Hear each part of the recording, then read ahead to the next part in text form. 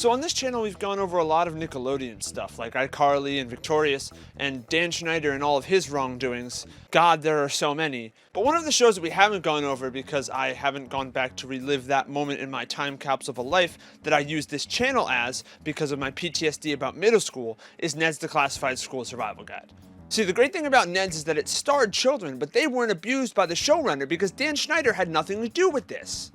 The showrunner was actually Scott Fellows, who did a couple other things at Nickelodeon during Dan Schneider's reign of terror. You might have heard of one of them, like Big Time Rush or something, but that's not important. We're talking about Ned's here.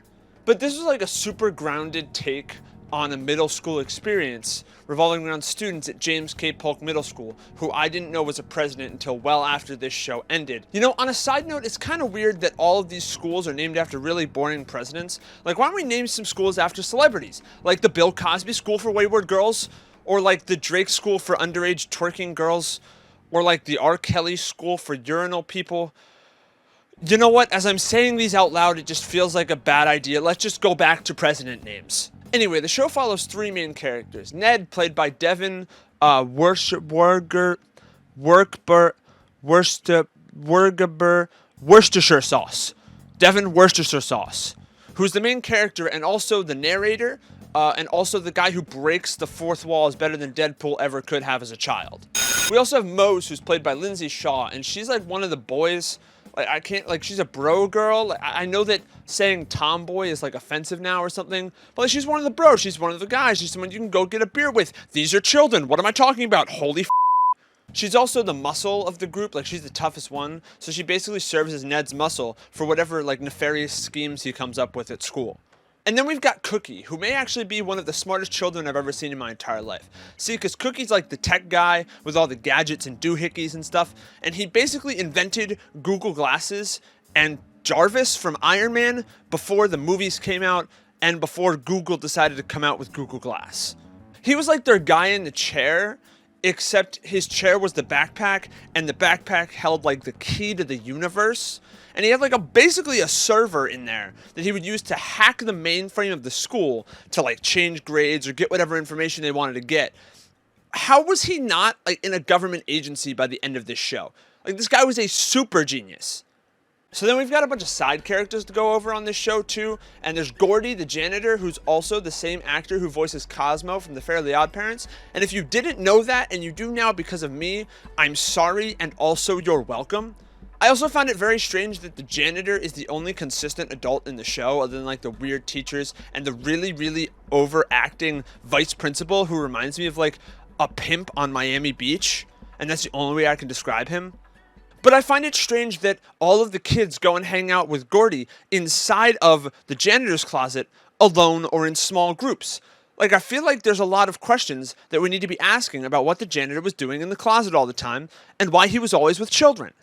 Then you've got these two, who are essentially the same person, except this one is the jock version, and this one is like the kid from Toy Story, Sid, that was his name, right? The goth one, like the emo one, like the one who looks like Derek Carr from the Raiders and the Saints. That guy. It's that version of this character, and this version is the jock version of this character, and you can't tell me any different. If you had told me that they were the same actor, I would have believed you, but they're not. And that confuses me. You got Susie Crabgrass, who's Ned's love interest for most of the show, right until the end. And then you've got Lisa Zemo, who is the Harley Quinn to Cookie's Joker. And that's the only way that I can explain that and really summarize how crazy they both are. And then we've got the greatest side character in any show ever because of his name. It's Coconut Head, who's named after the fact that his hair is shaped like a coconut. God, I love this show. So the show follows all these characters' respective journeys through middle school. I mean, except the adults, because they were in middle school a long time ago. But they go through all the ups and downs that every kid does in middle school. And normally this is where I critique a show, or I say that something's really weird or bizarre. But honestly, with Ned's, I couldn't find that. Because I thought that Ned's was, at the time, a perfect encapsulation of the middle school experience. See, when Ned's came out is right when I was about to start middle school, right as it was ending. So I used Ned's to really learn a lot about how I was supposed to be in middle school. And you're probably asking yourself, well, Keith, what happened to you in middle school now that you've watched this show and you've prepared? Well, I was bullied relentlessly, and I wanted to die every day I went to school. which is just like what a normal middle school experience is for every single other person on planet Earth. And prove me otherwise. Did you enjoy middle school? Did you? Did you enjoy middle school? But that all being said, the show was really there for me when I needed it to be, in ways that I can't really explain, and for that I really can't critique the show much. Hello everyone, I'm Devin Werkheiser. Hey there, I'm Lindsay Shaw. And I'm Daniel Curtis Lee. And you might know us as Ned Mosen-Cookie from Ned's Declassified School Survival Guide. First what? BJ. What do you mean by that? Oh, look at your stupid fucking faces. You thought I wasn't going to trash anything. Oh my god, are you serious? Are you serious? Look at me. I'm an awful person. I'm a genuinely terrible human being. I critique everything. I find something wrong with everything. I'm the devil.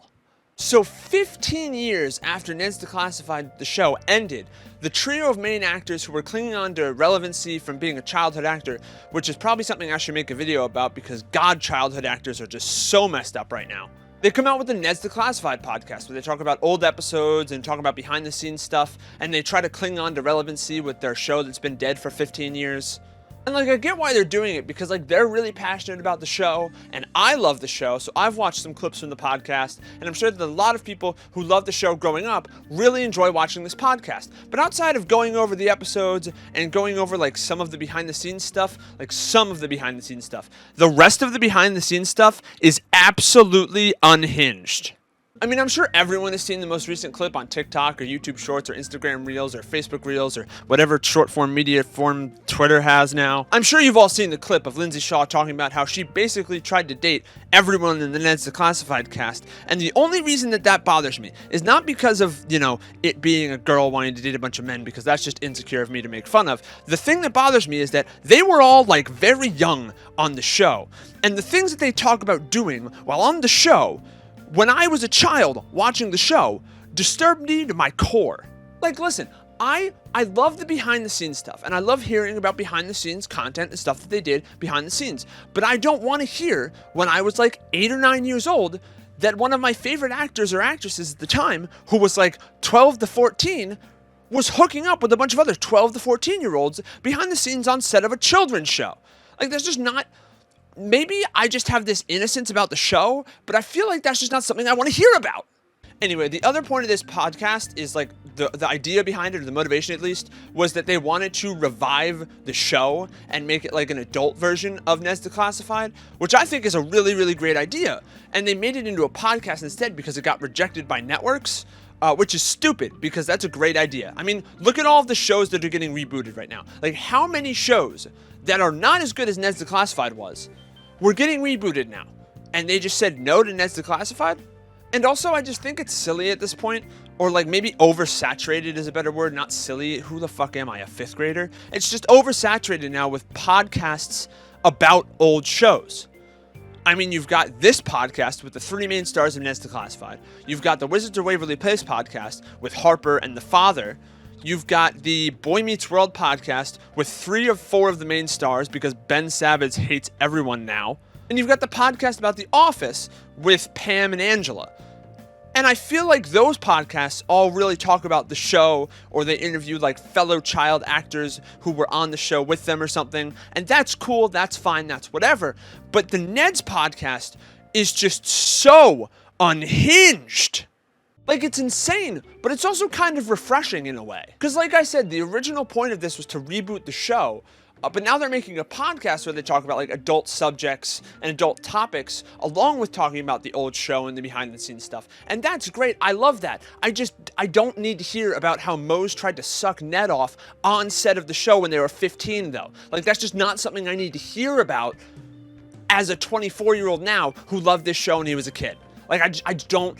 Do you get why I don't want to hear about that? Like, do you understand why that's just not something I want to hear? Or like how she was flirting with Coconut Head when they were younger with everyone else and like every other guy on set, is what she said in the podcast clip. I'm not just slut shaming Lindsay Shaw. Oh God, please don't. That's not me. But Coconut Head, and I didn't know that Coconut Head's hair was a wig.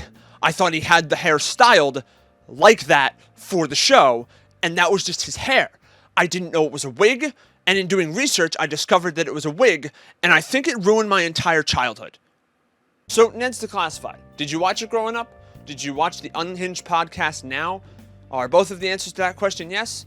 Then you should like and subscribe and comment and please help me so I don't have to work anymore and I can do this instead. That'd be so cool. Please help me. I'm suffering. Anyway, thanks so much for stopping by this week in Keith's Knowledge Corner, and I'll see you next week.